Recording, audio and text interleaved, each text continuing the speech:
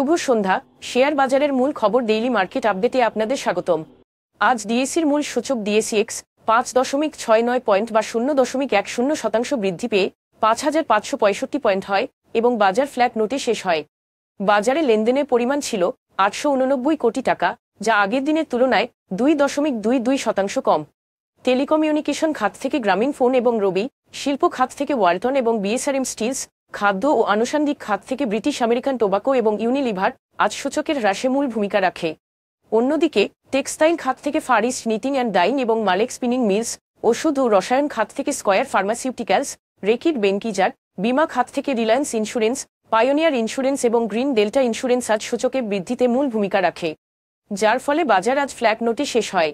প্রধান খাতের মধ্যে আজ বিমা খাতে সর্বোচ্চ 2.32% এবং টেক্সটাইল খাতে দ্বিতীয় সর্বোচ্চ 1.06% মূল্য বৃদ্ধি পায়। অন্যদিকে ট্যানারি খাতে আজ সর্বোচ্চ 1.96% মূল্য হ্রাস পায়।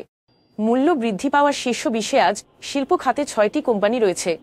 খান ব্রাদার্স, পিপি ওভেন ব্যাগ ইন্ডাস্ট্রিজ, গোল্ডেন শন এবং গ্লোবাল হেভি কেমিক্যালস এর শেয়ারের মূল্য আজ সর্বোচ্চ বৃদ্ধি পেয়েছে। অন্যদিকে Unilever consumer care, Bangladesh lamps এবং তামিজ টেক্সটাইলের শেয়ার সর্বোচ্চ মূল্য হারায়। তবে এই শেয়ারগুলোর মূল্য পরিবর্তনের কোনো মূল্য সংবেদনশীল তথ্য জানা যায়নি। গত 3 মাসের গড় লেনদেনের তুলনায় আজ ফেডারেল ইন্স্যুরেন্স, ইস্টার্ন ইন্স্যুরেন্স এবং বাংলাদেশ জেনারেল ইন্স্যুরেন্স এর লেনদেনের পরিমাণ উল্লেখযোগ্যভাবে বৃদ্ধি পেয়েছে। তবে উল্লেখিত শেয়ারগুলোর লেনদেন বৃদ্ধি স্বাভাবিক কোনো কারণ জানা যায়নি। আজকের শীর্ষ দুটি সংবাদ: মে মাসে বাংলাদেশে ব্যাংকের বাইরে মুদ্রার পরিমাণ এপ্রিল মাসে 2,64,349 কোটি টাকা থেকে বেড়ে 2,70,658 কোটি টাকা হয়েছে, যা টানা 7 মাসে সর্বোচ্চ বৃদ্ধি পেয়েছে।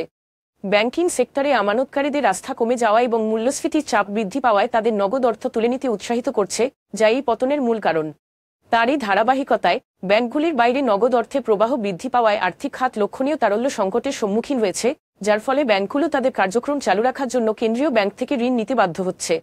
সদ্য বিদায় 2023-24 অর্থবছরের 12 মাসের গড় মূল্যস্ফীতি 9.73% উন্নীত হয়েছে বলে জানিয়েছে সরকারি প্রতিষ্ঠান বাংলাদেশ পরিসংখ্যান ব্যুরো, যা এর আগের 13 অর্থবছরের মধ্যে সর্বোচ্চ।